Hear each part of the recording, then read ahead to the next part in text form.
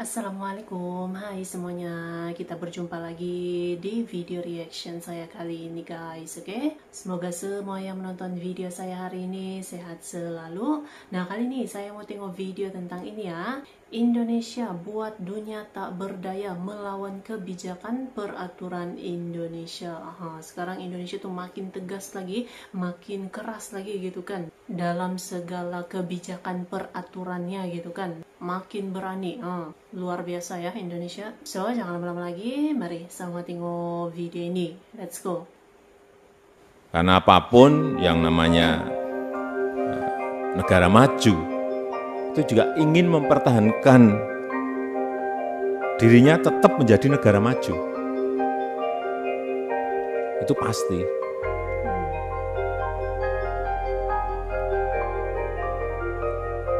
Dan juga mereka tuh tidak akan rela juga bahwa negara berkembang ini ada yang maju, menjadi negara maju juga banyak yang nggak rela. Negara maju tidak rela. Dan itu ya manusiawi. Nggak perlu kita sakit hati dan enggak. Tetap kita berusaha agar bagaimana visi kita agar bisa menjadi negara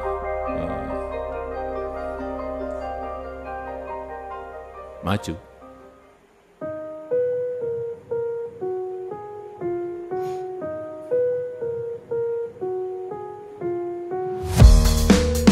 Jika kita mengaca pada Indonesia di era Pak Bambang, maka kita akan menyadari banyak perubahan besar yang terjadi pada negeri ini.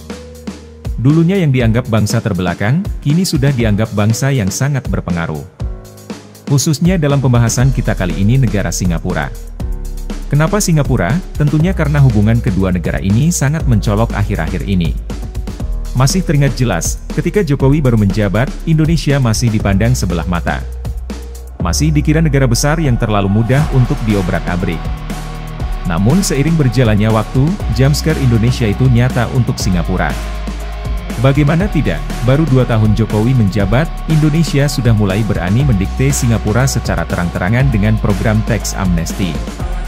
Seakan dianggap bercanda, Singapura terlihat biasa-biasa saja. Sampai akhirnya tax amnesty laris manis, barulah Singapura sadar bahwa Indonesia tidak main-main. Walaupun terlihat korporatif, tapi secara logika Singapura pasti akan mengamankan aset-aset berharganya. Bahkan berkat kebijakan tersebut, perbankan di Singapura terlihat sempoyongan meladeni perpindahan dana warga negara Indonesia ke negara asalnya. Data lembaga keuangan Merrill Lynch menyatakan, dari sekitar 55.000 orang kaya di Singapura, sepertiganya adalah warga negara Indonesia, dengan nilai aset mencapai 87 miliar dolar Amerika Serikat atau sekitar 1.100 triliun rupiah. Jumlah yang setara dengan 50% APBN Indonesia. Tidak hanya sampai di situ, Singapura juga terus dihantui oleh pemberhentian pasokan energi dari Indonesia. Terlebih Indonesia bersikap keras terhadap Australia, yang hendak menyalurkan kabel ke Singapura, lewat jalur bawah laut perairan Indonesia. Dengan sikap-sikap tersebut, Indonesia mulai memperlihatkan keganasannya terhadap negara-negara di sekitar kawasan yang ingin bermain-main dengannya. Sampai di suatu titik Indonesia mengumumkan program hilirisasi, yang secara terang-terangan dengan gagah berani, mengibarkan bendera perang dagang dengan Perhimpunan Negara-Negara Uni Eropa seorang diri. Barulah Singapura benar-benar sadar bahwa Indonesia terlalu besar untuk dilawan. Dan secara tidak langsung, Indonesia mengingatkan bahwa bahan-bahan baku yang diolah di Singapura, juga sangat bergantung pada Indonesia. Keseriusan Indonesia ini pun membuat Singapura semakin tidak percaya diri. Ini terlihat dari kecenderungan pasrahnya Singapura, pada kebijakan-kebijakan yang diterapkan oleh Indonesia. Bahkan, pengambilan ruang udara Kepulauan Riau dan Natuna dari Singapura, nyaris tanpa perlawanan. Kita terbuka, tapi kalau kita suruh kirim bahan mentah terus enggak, stop. Jangan berpikir Indonesia akan kirim bahan mentah. Sudah lama ruang udara kita yang berada di atas Kepulauan Riau dan Natuna dikelola oleh Singapura. Dan berkat kerja keras semua pihak, kita telah berhasil mengembalikan pengelolaan ruang udara di atas Kepulauan Riau dan Natuna kepada NKRI.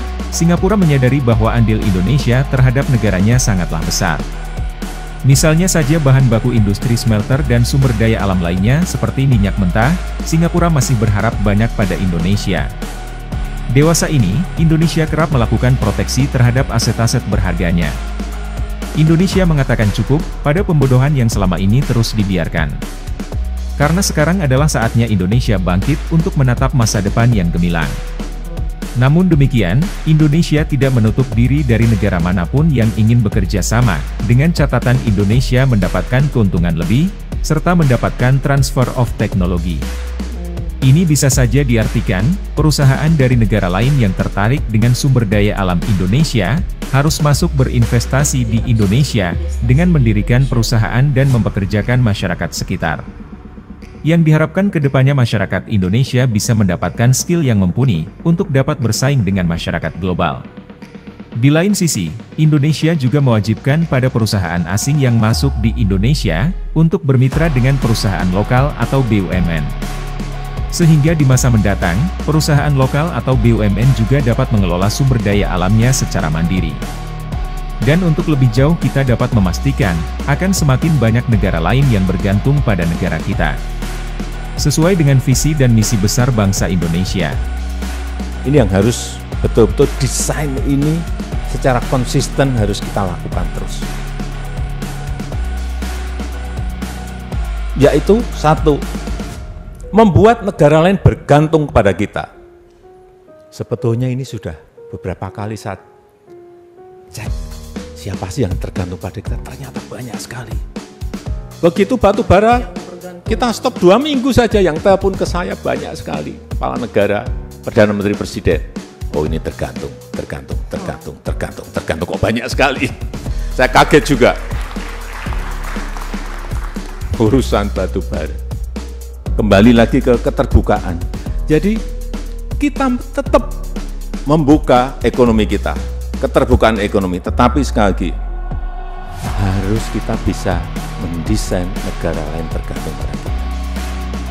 Harus, jangan sampai kita ini hanya menjadi cabang. Ini yang saya lihat kekeliruan di Amerika Latin, hanya menjadi cabang. Banyak investor masuk, tetapi hanya menjadi cabang. Memang tiap negara memiliki strateginya masing-masing dalam menghadapi setiap tantangan. Dewasa ini kita sering diperlihatkan momen kemesraan antara Presiden Jokowi dengan Perdana Menteri Singapura. Bahkan, Perdana Menteri Singapura sangat terlihat senter memberikan perhatian khusus pada Presiden Jokowi serta selalu antusias dalam menyambut kedatangannya. Semoga apa yang kita lihat adalah bentuk ketulusan dari Singapura untuk menyambut era baru kerjasama yang saling menguntungkan di masa mendatang.